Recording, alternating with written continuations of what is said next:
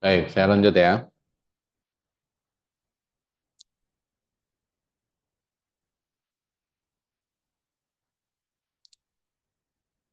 Oke, sekarang premis minor. Premis minornya adalah atau kasus konkretnya adalah A telah menerima suap dalam proyek pemerintah. Ya, ingat ini premis minor artinya kasus khususnya. Jadi si A telah menerima suap dalam proyek pemerintah. Nah, atas dasar premis mayor, premis minor, lalu muncul kesimpulan atau konklusi bahwa A telah melakukan perbuatan melawan hukum. Jadi karena semua tindakan korupsi itu adalah perbuatan melawan hukum, sementara A menerima suap dalam proyek pemerintah, nah suap itu bagian dari tindak pidana korupsi kan, maka berarti karena dia merupakan tindak pidana korupsi, maka A telah melakukan perbuatan melawan hukum. Gitu.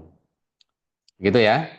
Jadi ini adalah dalam hukum, metode ini digunakan dalam penerapan norma hukum terhadap kasus konkret berdasarkan asas legalitas. Asas legalitas itu artinya asas kalau dalam hukum pidana asas di mana eh, apa tiada perbuatan dan hukuman yang bisa dilakukan kecuali ada undang-undang terlebih dahulu. Jadi ada nullum delictum, nulla puna, sine previa lege punale ya. Eh, Tiada perbuatan dapat dipidana, tiada hukuman, kecuali ada undang-undangnya terlebih dahulu. Jadi undang-undang itu mendahului perbuatan. Undang-undang itu harus mendahului hukuman. Karena itu ini adalah metode deduktif. Ini metode yang paling banyak dipakai dalam dunia hukum ya. Lalu yang kedua adalah metode induktif, inductive reasoning. Dalam metode induktif, itu salah satu karakteristiknya adalah proses penalaran dari sejumlah kasus khusus yang kemudian disimpulkan menjadi aturan yang bersifat umum. Jadi cara ini sering digunakan dalam pembentukan hukum, lawmaking process, atau dalam penemuan hukum, rechtsfinding. Gini ya, kalau biasanya ini legal drafter atau perancang peraturan perundang-undangan, termasuk saya sering melakukan ini karena saya beberapa kali membantu ya, membantu membentuk membentuk peraturan perundang-undangan. Nah, saya sering menggunakan metode induktif ini, yaitu penalaran dari sejumlah kasus. Ada beberapa kasus diteliti dulu, dicek dulu.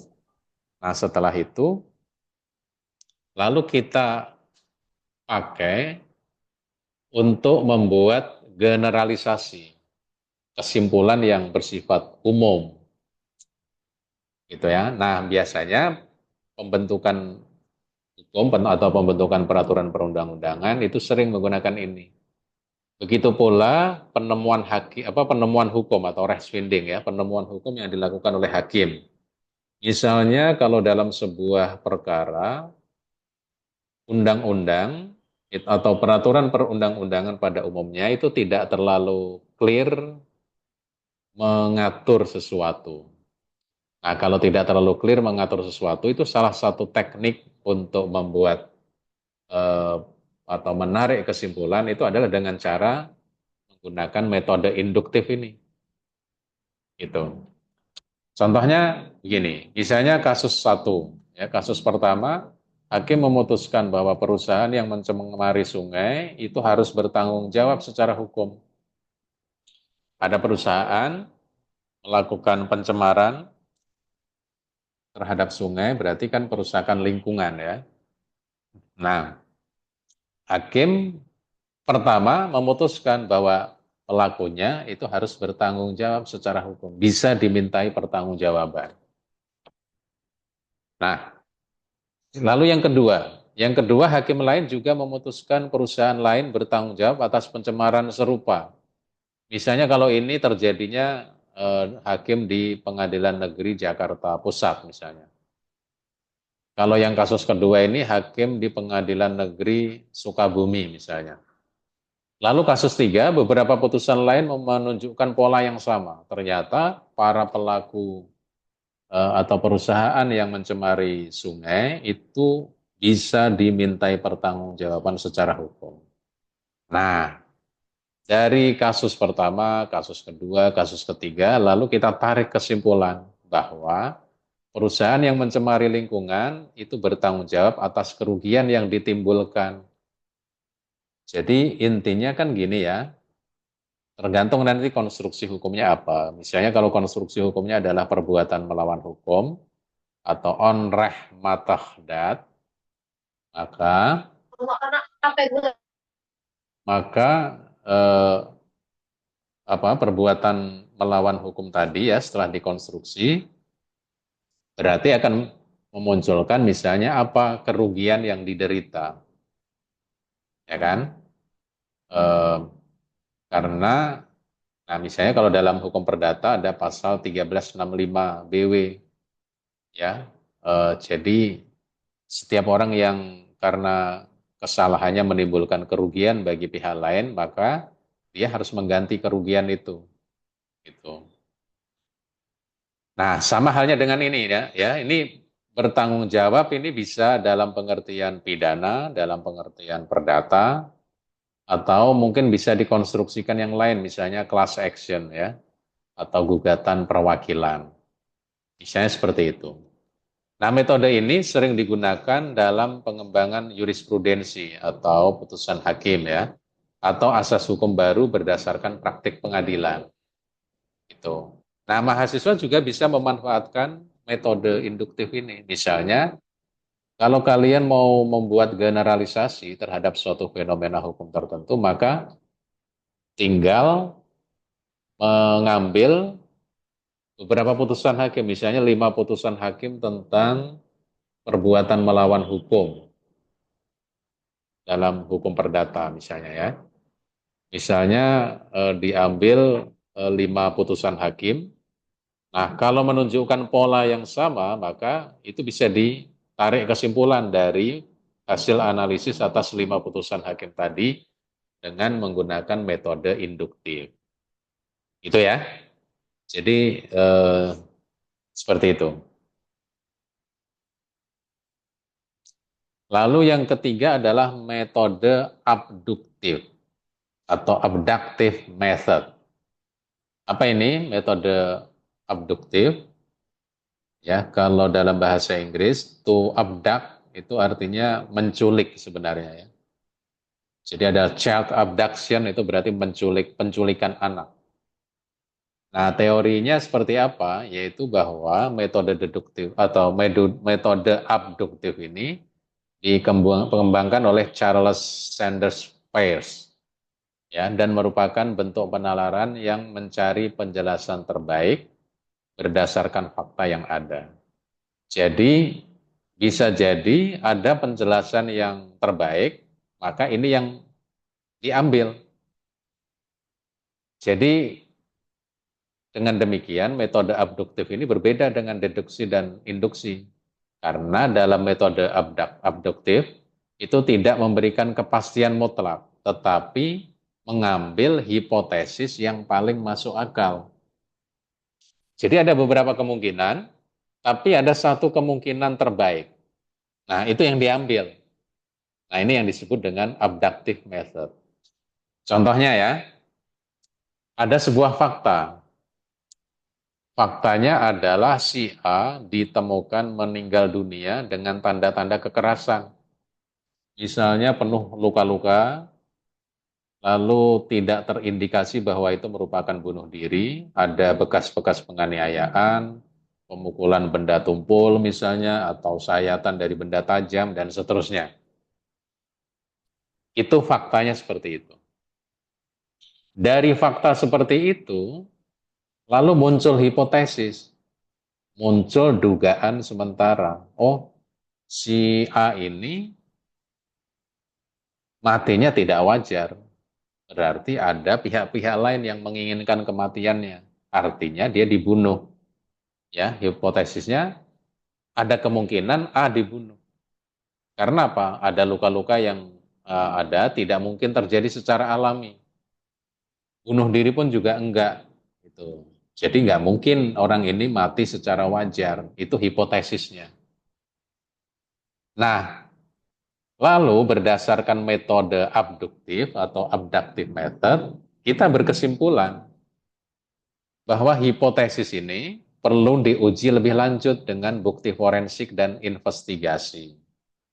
Gitu ya. Jadi metode abduktif ini dia akan mengambil hipotesis yang paling masuk akal. Dari hipotesis yang paling masuk akal tadi adalah itu yang akan didalami melalui langkah-langkah yang berikutnya. Jadi misalnya kalau seseorang sudah jelas bahwa dia matinya bukan karena bunuh diri, tapi ada bekas bekas penganiayaan, luka-luka yang tidak wajar, ya, maka kan artinya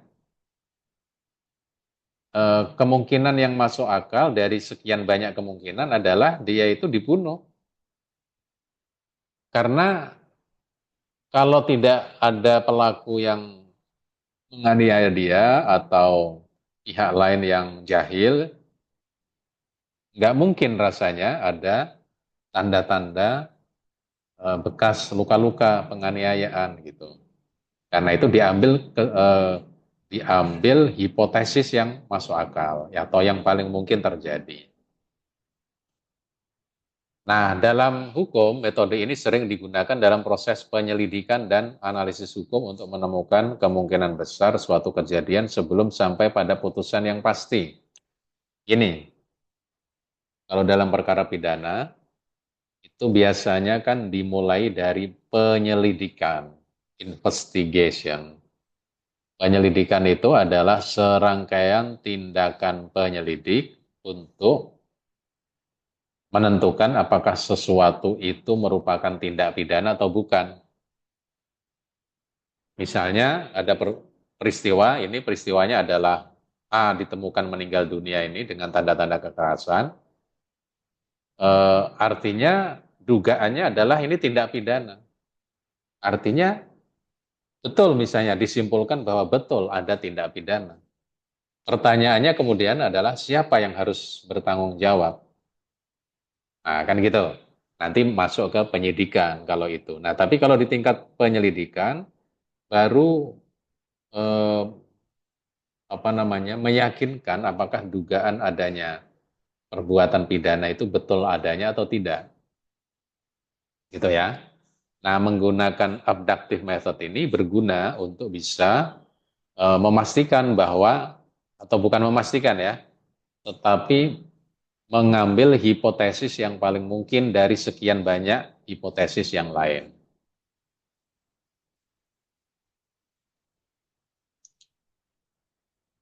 Baik, yang keempat adalah metode analogi.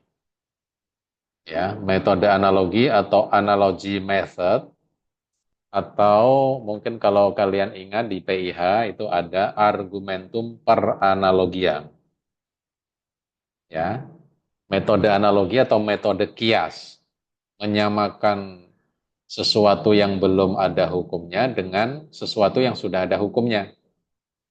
Jadi teorinya begini, metode analogi ini digunakan ketika suatu kasus belum diatur secara eksplisit dalam hukum. Misalnya, undang-undang itu belum mengatur secara eksplisit tentang suatu perbuatan. Sehingga hakim mencari kasus yang mirip untuk menerapkan prinsip yang sama. Ya, lalu hakim cari kasus-kasus yang mirip dengan kasus yang ditangani untuk menerapkan prinsip yang sama. Nah, metode ini memang banyak digunakan dalam sistem hukum common law yang mengandalkan preseden atau putusan hakim terdahulu. Ya, kalau di civil law ada, tetapi untuk perkara non pidana ya. Kalau perkara pidana itu tidak boleh ada analogi pemidanaannya ya. Tapi kalau analogi hakim misalnya, hakim mau menjatuhkan putusan terhadap pelaku korupsi, lalu misalnya pelaku korupsi dengan jumlah 10 miliar. Lalu dia masih kebingungan mau menjatuhkan hukuman berapa tahun ini, ya, hukuman penjara. Nah, dia bisa melihat putusan hakim terdahulu. Hakim terdahulu itu kalau kerugian negara 10 miliar, berapa sih vonisnya? Nah, dia bisa melihat.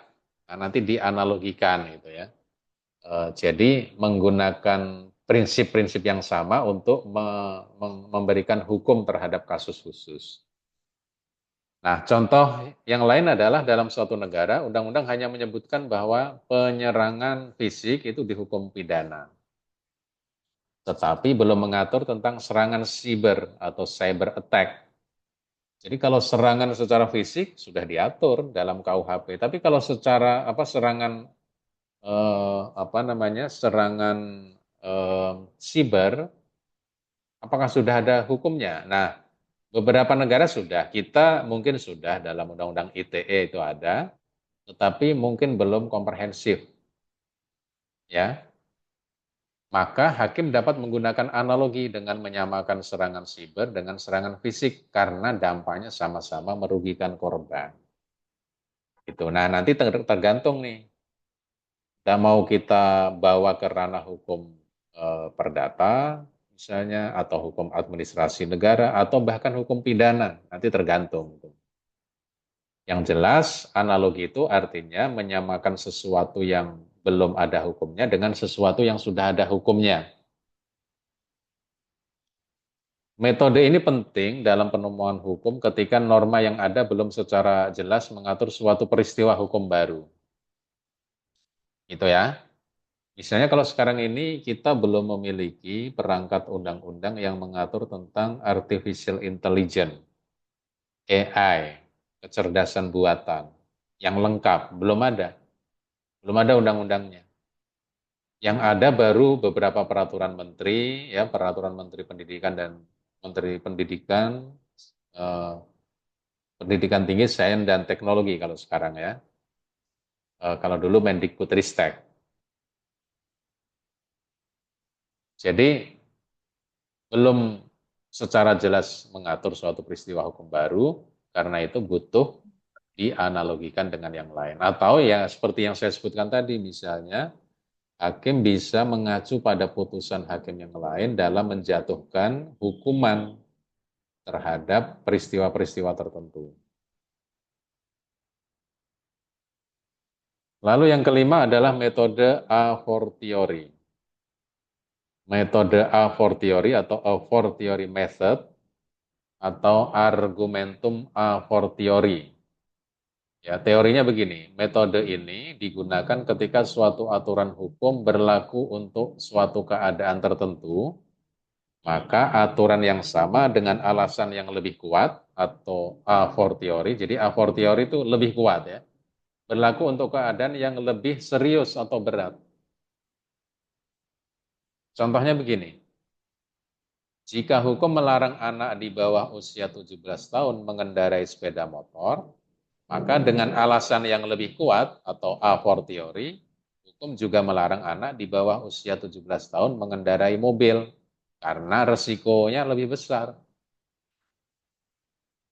Maksudnya begini ya, misalnya undang-undang mengatur bahwa eh, anak yang belum berusia 17 tahun itu dilarang mengendarai sepeda motor misalnya.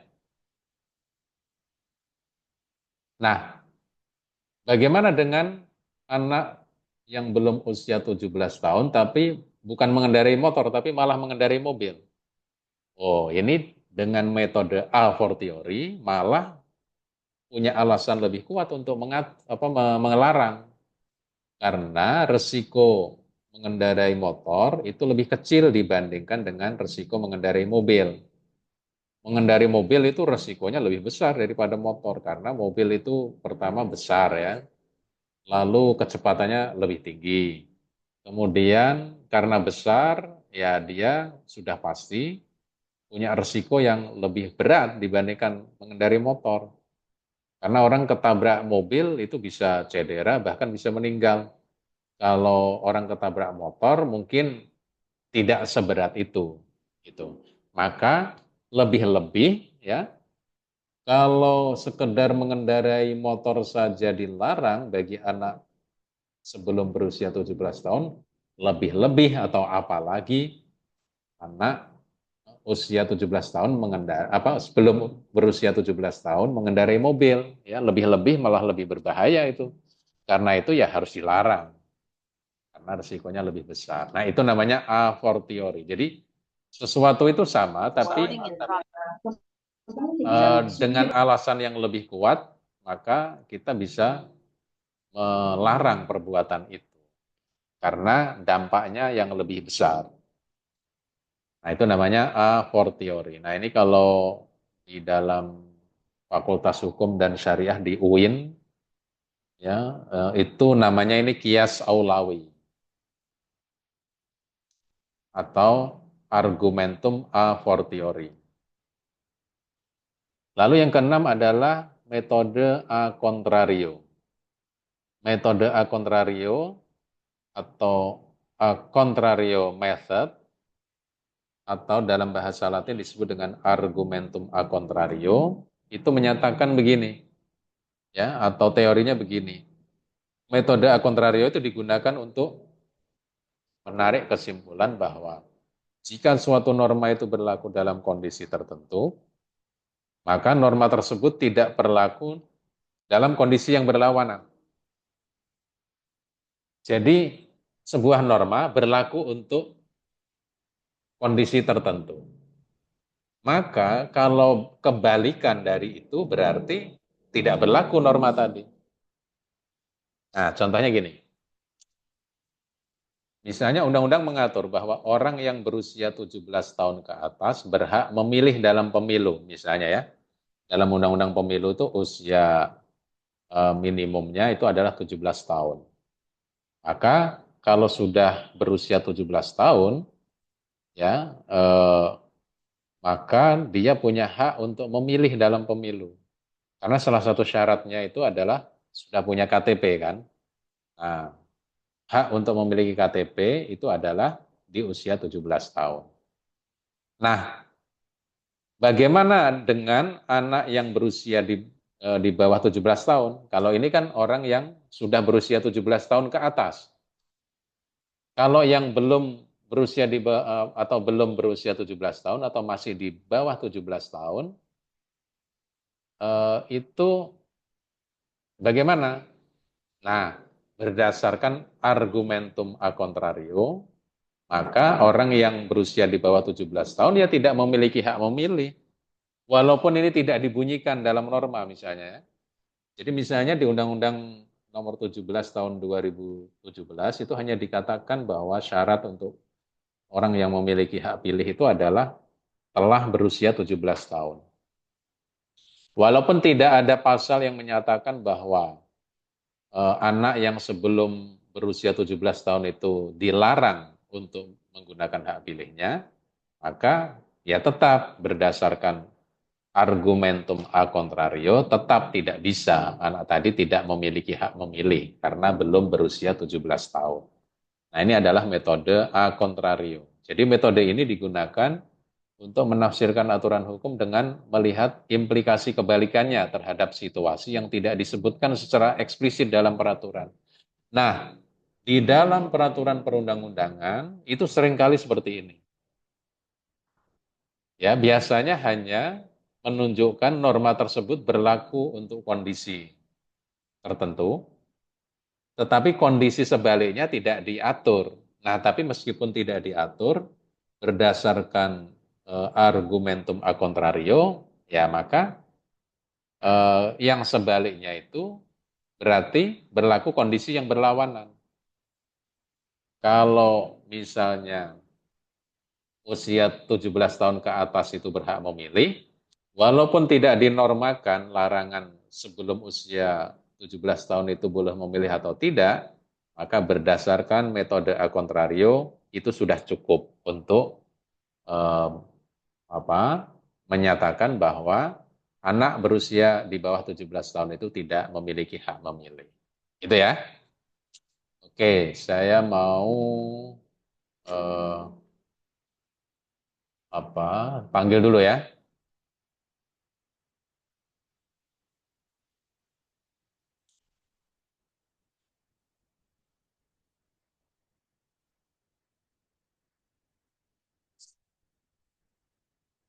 Oke, coba diaktifkan kameranya. Saya mau panggil.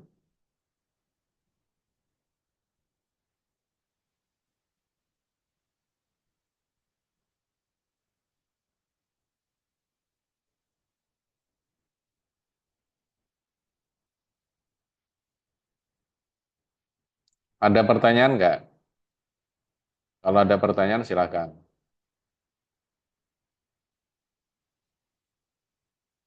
Oke ya, sambil saya panggil nanti kalau ada pertanyaan langsung saja. Pertama Ahmad Faizuddin, Hadir, Pak. Ahmad Hanif, Hadir, Pak. Ahmad Raihan, Hadir, Pak. Al Farel, Al Farel, Alfat, Hadir, Pak. Anggi Febriani, Anggi, Akila Banyu, Hadir, Pak. ini siapa? Akila ya. Iya, Kila Banyu, Pak. Christopher Elia, Hadir, Bapak. Dia Aura, Hadir Bapak. Devina, Hadir Pak. Dian Istimesia, Hadir Pak. Elsa Maniari, Hadir Pak. Fatimah Azahra, Hadir Pak. Rio Akbar, Hadir, Pak. Dian Muzakir, Hadir, Pak. Hafiz Aulia, Hafiz hadir, Pak. Indah Mesyana, Hadir Pak. Juanita, Hadir Pak. Kalisa, Hadir Pak. Laili Makfiro, Hadir Pak. Lufna Hadir. Nandita, Hadir Pak. Marip Pasa, Hadir Bapak. Maila Putri, Hadir Pak. Muna Suez, Mari pakai something counter Pak. Muna, Moisturizer yang Muna mana Muna? Muhammad Azhar, Hadir, Pak. Muhammad hadir Dewanto, Pak. Hadir, Pak. Muhammad Irfan, Hadir, Pak. Muhammad Wildan, Hadir, Pak. Muhammad Yasser, Hadir, Pak. Nada Shifa, Hadir Pak. Priscilla Hosiana, Hadir Pak. Qurratul Aini, Hadir Pak. Rafif Sani, Hadir, Pak. Raina Wisnu, Hadir Pak. Rifan Syah Nugraha, Hadir, Pak. Salma Elsa, Hadir Bapak. Salsa Sbila, Hadir Pak. Sekar Marcayu, Hadir Pak. Sultan Rafli, Hadir, Pak. Saiful Malik, Hadir, Pak. Syifa Dila, Hadir Pak. Ulfa Kartika, Firna Amalia, Hadir Pak. Alfarel ada, Hadir, Pak. Anggi Febriani,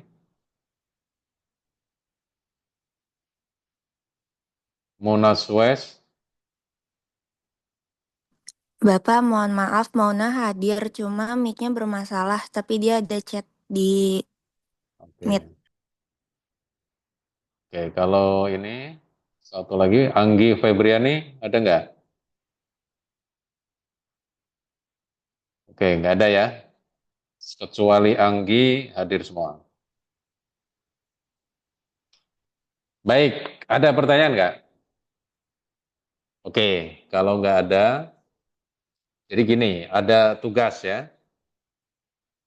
Dicatat baik-baik. Tugasnya tugas kelompok. Nah, kalian kan sudah mempelajari metode penalaran. Ya, tadi yang saya jelaskan hari ini ada 6. Nah, tugasnya adalah membuat contoh. Tapi contohnya tidak boleh sama dengan yang saya contohkan tadi. Kalian cari sendiri. Jadi kalian membuat contoh masing-masing satu, minimal satu ya. Boleh lebih dari satu. Untuk setiap metode penalaran yang ada 6 tadi.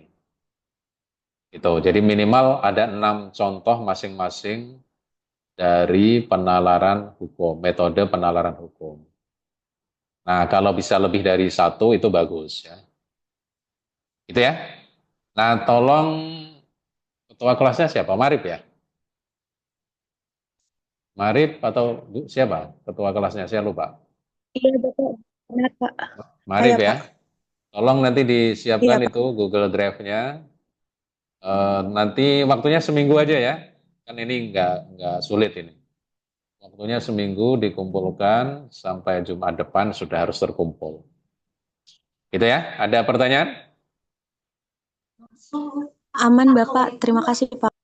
Ada ya? Oke, baik. Kalau begitu saya akhiri saja ya kuliah hari ini. Terima kasih atas perhatian. Saya tutup. Wabillahi taufiq wal hidayah. Assalamualaikum warahmatullahi wabarakatuh. Terima kasih semuanya. Terima kasih, Salam Pak. warahmatullahi wabarakatuh. Terima kasih Terima kasih banyak, Bapak. banyak.